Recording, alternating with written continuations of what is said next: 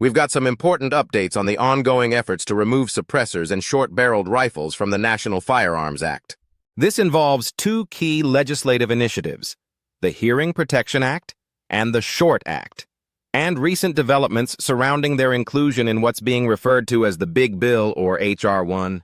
Before we get into the details, if you'd like to support the channel, one of the easiest ways to do that is by subscribing. Also, feel free to leave a comment below, especially a positive one, as that helps push this content to more people who care about Second Amendment issues. So here's where things currently stand.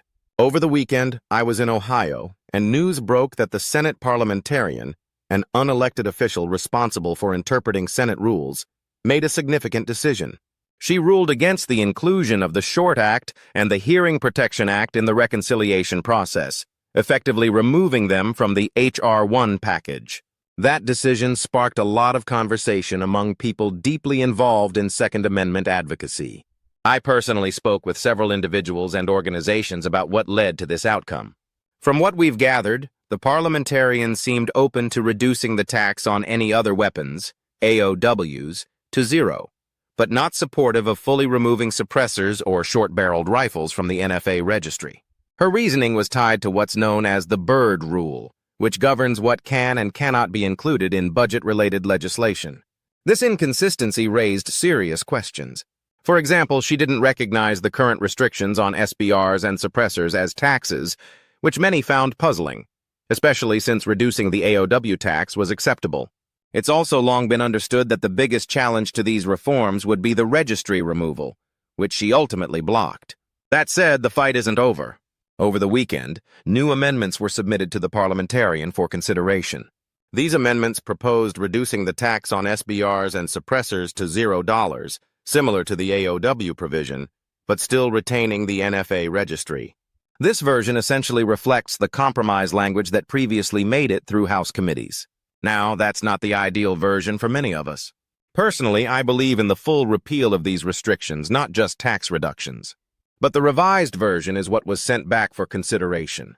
In response to the parliamentarian's ruling, there have also been efforts to pressure leadership, particularly Senator Thune, to override her decision or even replace her. As of right now, that effort is still ongoing, and advocates are pursuing multiple strategies to reintroduce language that either fully removes these items from the NFA or, at minimum, reduces their associated taxes. Now let's talk about what Gun Owners of America is currently saying about this entire situation.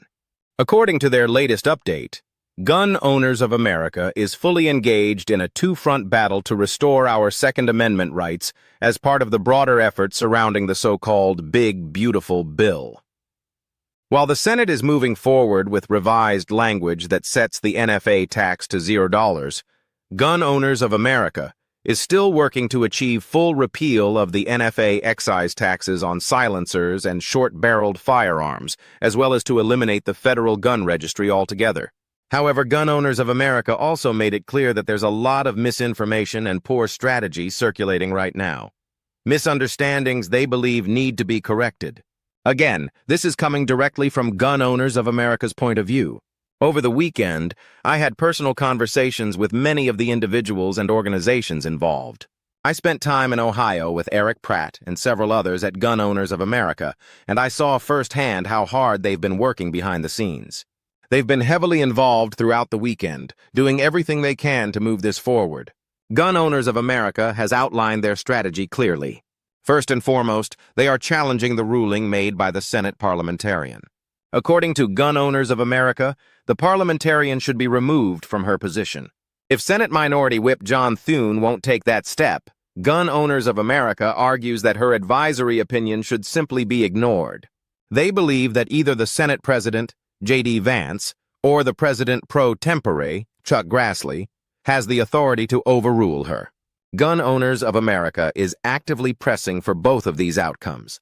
And throughout the weekend, they have mobilized grassroots efforts, urging gun owners to contact their senators and demand action. I encourage you all to do the same. Continue contacting your senators, especially John Thune, J.D. Vance, and Chuck Grassley. Make your voices heard. The pressure matters. Gun Owners of America also made it clear that if the parliamentarian is removed or overruled by Senate leadership, They will immediately push to reinsert the full NFA repeal language into the bill. But if neither of those outcomes occur, then unfortunately, her ruling will remain in place. In the meantime, while her ruling stands, Gun Owners of America is using every tool available under Senate rules to weaken the NFA as much as possible. They reminded supporters that during the earlier fight in the House, they didn't settle for just reducing the tax to zero. They pushed hard to strip away as much of the NFA as they could, and they succeeded. But now, the parliamentarians' decision severely limits what they can accomplish in the Senate, which is why Gun Owners of America is working on both fronts, to overturn her decision while also pushing the rules as far as they can go to reduce the burden on gun owners. If the tax is brought down to zero, that's a partial win, but the registry and other restrictions would remain. Gun Owners of America made it clear they're not stopping there. They're aiming for more. They also warned supporters not to fall for false hopes or misleading strategies. For example, they addressed a proposal associated with Representative Dan Crenshaw. Gun Owners of America explained that while Crenshaw introduced a clever strategy to advance his language related to the transgender issue, that same approach won't work here. His strategy hinges on the assumption that Democrats won't challenge his language, allowing it to pass without triggering the Byrd rule. If they do challenge it, it would potentially create political backlash, which he's hoping they want to avoid. But Gun Owners of America says that approach simply won't work for anything tied to repealing the NFA. In fact, they stated that there's absolutely no chance Democrats would let this language pass unchallenged. Senator Chuck Schumer has already made it clear that he personally plans to oppose and block any repeal of NFA-related language. That means if the parliamentarian's opinion isn't removed or overruled, the effort is likely doomed under current Senate rules. Gun Owners of America stressed that relying on the Crenshaw-style strategy in this context would guarantee defeat. And just to be clear, they added that even if Republicans tried to overrule the parliamentarian with a simple majority, that won't work either, because it would take 60 votes to waive or bypass the Byrd rule for the NFA repeal. That's essentially the same as overcoming a filibuster, something they're trying hard to avoid altogether. So according to Gun Owners of America, there are only two real paths forward, either overrule or remove the parliamentarian. Without that, all other strategies fall short, and gun owners risk losing everything we've worked toward in this bill. Now let's talk about the $0 NFA tax on suppressors and short-barreled rifles. Gun Owners of America explains that if the Senate parliamentarian rules that the $0 tax complies with the Byrd rule, then Senator Schumer loses a key point of leverage. He could still object to the provision, but doing so would require 60 votes to have it removed from the bill, an unlikely outcome. On the other hand, if the parliamentarian rules that the $0 tax is out of order, then gun owners walk away with absolutely nothing, because it would once again take 60 votes to overrule her. Gun Owners of America has made it clear that if this happens, they will treat it as further proof that the parliamentarian is acting in a partisan and biased manner and should be removed from her position. Now, it's important to understand what the $0 tax actually means. While it's not everything Gun Owners of America and other advocates were fighting for, it's not some kind of compromise either. It would repeal existing infringements on gun owners' rights. It would also help normalize NFA firearms under the common use standard, an important legal test, and provide a stronger foundation for legal challenges against the NFA in the courts. Yes, there's been a lot of debate surrounding the amended version of the bill. Some are frustrated that we might only get a tax reduction without removing the registry. But right now, several organizations are actively working to restore the full language of the bill. That includes Gun Owners of America and other strong Second Amendment defenders who are fighting to either have the parliamentarian overruled or removed entirely, and for leadership, like Senators J.D. Vance and Chuck Grassley, to take action.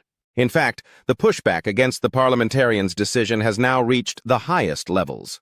President Trump issued a public statement today supporting Congressman Greg Steube, saying that Steube is 100% right and that an unelected staffer should not be allowed to derail Republican legislation. Trump directly criticized the parliamentarian, saying that she is standing in the way of many important provisions and that her recommendations should be rejected. So the pressure is building from all directions. There are multiple strategies being pushed right now, and everyone, from advocacy groups to lawmakers and now even Trump, is involved in trying to get the full text of the SHORT Act and the Hearing Protection Act restored. No matter which path ends up working, none of it will succeed without public pressure.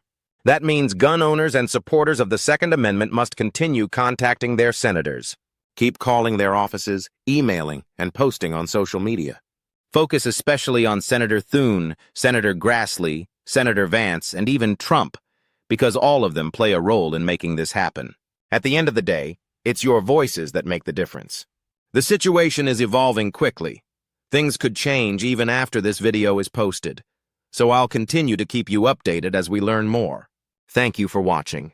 If you found this helpful, please like the video, leave a comment, and subscribe for the latest updates.